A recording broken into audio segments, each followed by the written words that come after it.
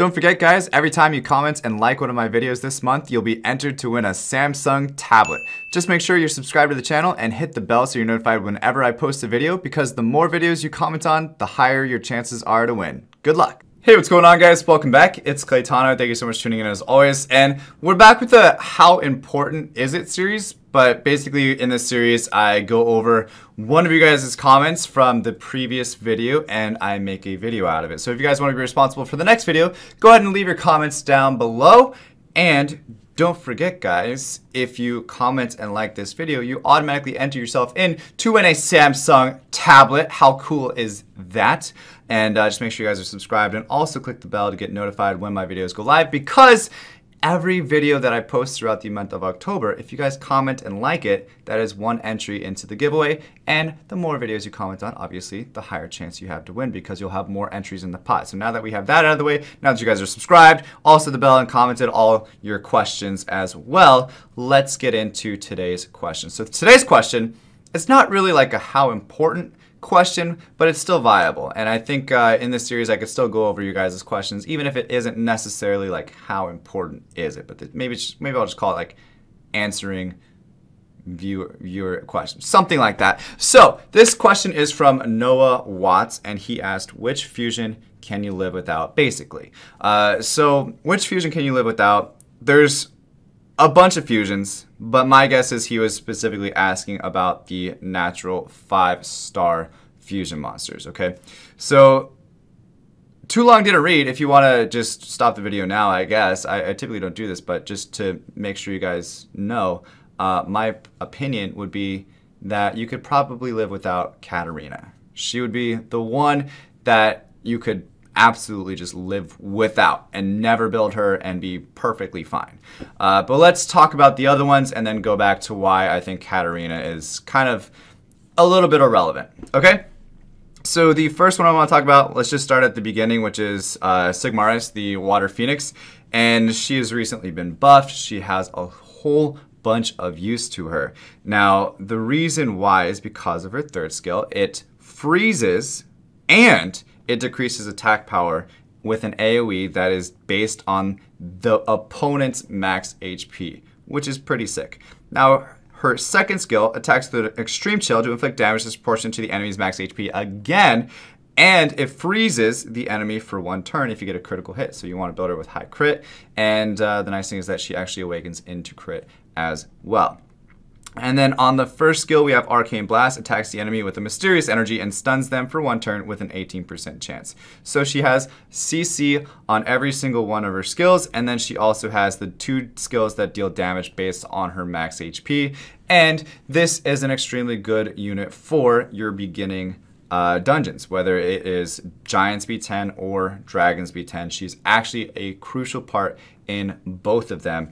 And I would recommend that everybody try to build her first. She would be the first fusion that I would recommend everybody tries to get. Now, some people argue that you should build Vero first or Sigmaris, but I say Sigmaris because Vero is more for, I would say he's more kind of built for Dragons B10, although he is pretty useful in Giants B10 as well. I think if you get yourself a good strong Phoenix, you could actually use her as your farming monster as well if you didn't want to use your Lapis or a monster that you happen to summon instead. So I say Phoenix first, could depend on the situation, potentially Vero first, but I say Phoenix would be actually your first one that you get. Now your second one, might as well talk about it now, is going to be Veromos, which is the Dark Ifrit.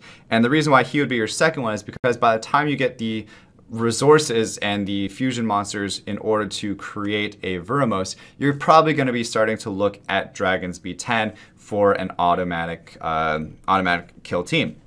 Now for him, the reason what makes him so good, removes Awakening Effect, basically just removes all of the debuffs, or removes 1 debuff on every monster on your team every time he gets a turn, unless he's affected by Oblivion or something like that. He also has a full team AoE stun from Super Crush, and he lands dots from his first skill. Super Crush is really nice to have because if you're clearing out those waves in Giants or Dragons B10, then they're going to stun them, less chance of you taking damage, less chance of you dying, heightens the chance that you're going to succeed in that specific dungeon. So he would be my second choice, and I would say that he's extremely important. And he also counters an extremely relevant PvP unit now that has made a super big appearance in RTA by the name of Jean, John, whatever you want to call her. Maybe Levi's instead of jeans.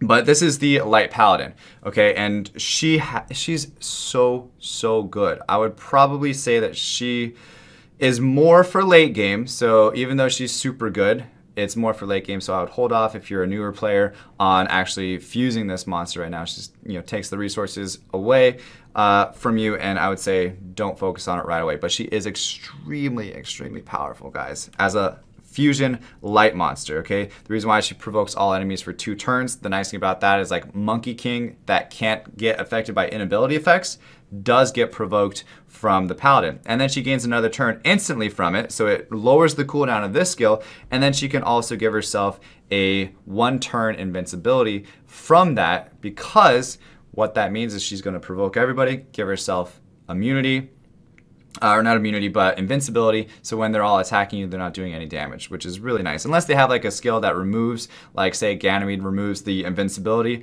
it does kind of mess with that a little bit, but still the fact that that's a possibility is super nice. And then on her first skill, attacks and stuns the enemy for 1 turn with the 15% chance.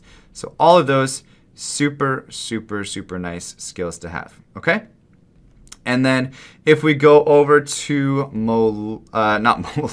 the Fire Panda Warrior, but let me actually pull up the GN real quick here, because she awakens into a strength and skill that it wasn't able to show on that fusion list. So she attacks and stuns the enemy for 1 turn with a 15% chance, recovers the HP of an ally, including herself, with the lowest HP by 10%. This attack will deal more damage according to your max HP. So the more HP you have, the more damage she's dealing. Plus, she's healing herself and the person or the monster with the lowest HP by 10%, which is extremely good to have a little bit of extra, like, I don't know, sustain to your RTA teams and stuff like that. Now, the 4th one we have is the Zhang Fei, which is the Fire Panda Warrior.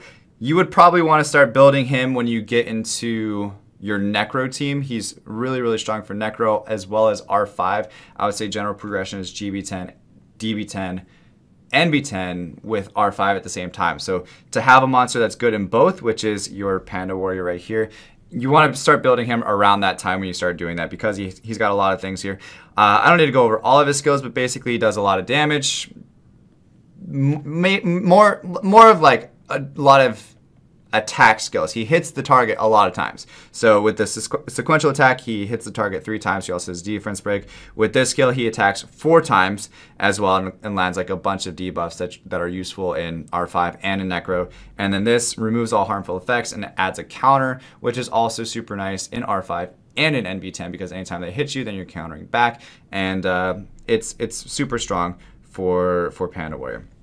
Now, the one that you can live without, Katarina, which is the Wind Valkyria. Let's talk about why I would say that you would never have to rune her or build her ever, and you would be perfectly fine.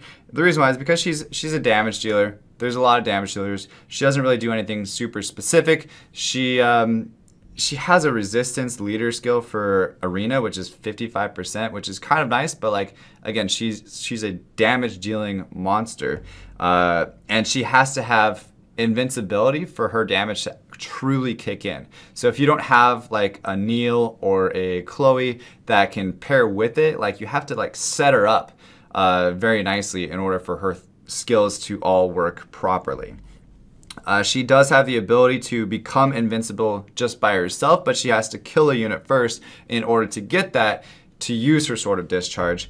And then she has the Sword of Promise, which will then proc into Soul Reaper. But she's not completely irrelevant. But can you live without her? The answer is yes. So I don't want you guys to think, oh, she's irrelevant. Clay thinks that the Katarina sucks. Like, you should see all these videos on Katarina one-shotting people in Guild Wars and stuff. Yeah, absolutely, she does that. But can you live without her? Is there one fusion monster that you can live without? I would say yes, and I would say it is the Wind Valkyria. And that's my opinion. If you guys have a different opinion, put your comments down below. Like this video if you think it helped. And aside from that, guys, that's going to be it for today's video. Thank you so much for watching. As always, stay soupy. Don't be potatoes. I'll see you guys in the next one. All right, peace.